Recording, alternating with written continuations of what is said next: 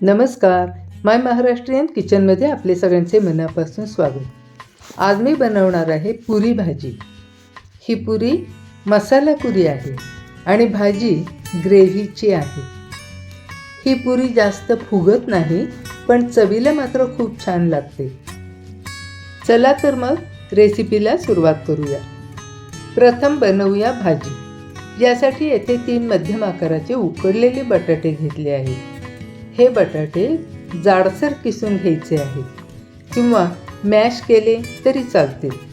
आता गॅसवर कढई ठेवली आहे आणि त्यामध्ये 1 डाव तेल घातले आहे।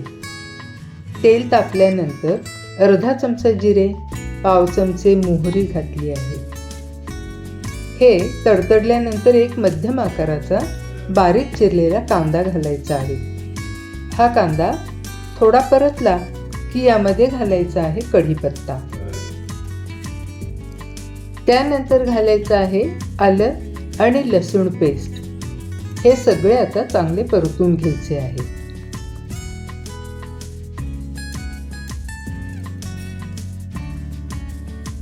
आणि मग यामध्ये घालायचा आहे बारीक चिरलेला 1 छोटासा टोमॅटो। हा टोमॅटो मऊ शिजला पाहिजे आणि पटकन शिजावा म्हणून 1 चिमूटभर मीठ घालूया, म्हणजे हा चांगला मऊ होईल। आता घालायची आहे पाव चमचा हळद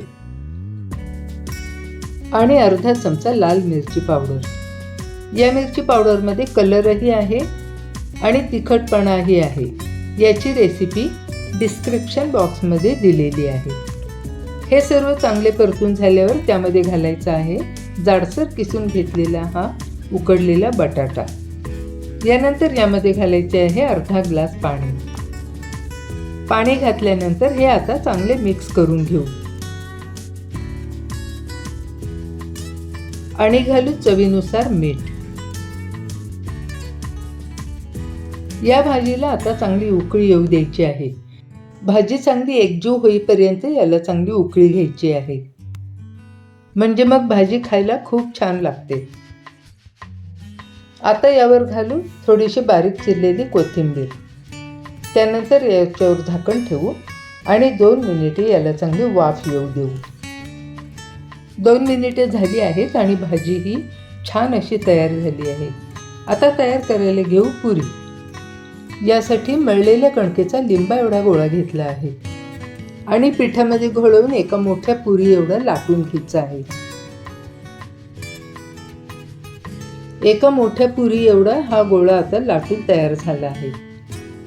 यावर आता डाळीचे पीठ भुरभुरायचे आहे। साधारण 1 चमचा एवढे पीठ यावर भुरभुरायचे आहे।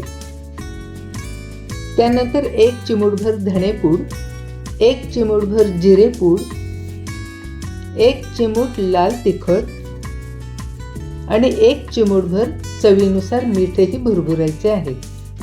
यानंतर थोडी बारीक चिरलेली कोथिंबीर पुरीवर सर्व बाजूनी पसरायची आहे। आता ही पुरी सर्व बाजूने बंद करायची आहे आणि याचा गोळा तयार करायचा आहे। आता हा गोळा गव्हाच्या पिठामध्ये घोळवून याची मध्यम आकाराची पुरी अगदी अलगद लाटायची आहे। यातील मसाले बाहेर येणार नाहीत याची खबरदारी घ्यायची आहे। तुम्ही पाहू शकता इतकी मोठी पुरी येथे लाटून तयार झाली आहे। अशाच आता सर्व पुऱ्या लाटून घ्यायच्या आहेत। आता ही पुरी तळून घेऊया। कढईमध्ये तेल गरम करायला ठेवले आहे आणि यामध्ये आता ही पुरी सोडायची आहे। मीडियम फ्लेमवर सोनेरी रंग येईपर्यंत पुरी तळून घ्यायची आहे। या पुरीमध्ये मसाला भरल्यामुळे अगदी टम्म अशी फुगत नाही, पण ही पुरी चवीला मात्र खूप छान लागते। पुरी दोन्ही बाजूने चांगली फुगली आहे आणि पुरीचा कलरही बदलला आहे। पुरी दोन्ही बाजूने तेलामध्ये दाबत दाबत चांगली तळून घ्यायची आहे। पुरी आता छान तळून झाली आहे, ती आता काढून घेऊ। पुरीबरोबर आतला मसालाही छान खरपूस असा तळला जातो आणि चवीला छान अशी पुरी तयार होते। अशाच आता सर्व पुऱ्या तयार करून घ्यायच्या आहेत। बघा किती मस्त अशी ही पुरी भाजी तयार झाली आहे।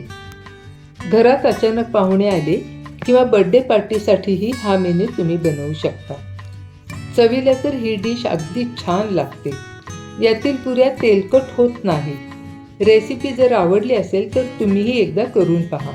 आपल्या मित्रमैत्रिणींना शेअर करा. रेसिपी आवडली असेल तर लाईक करा.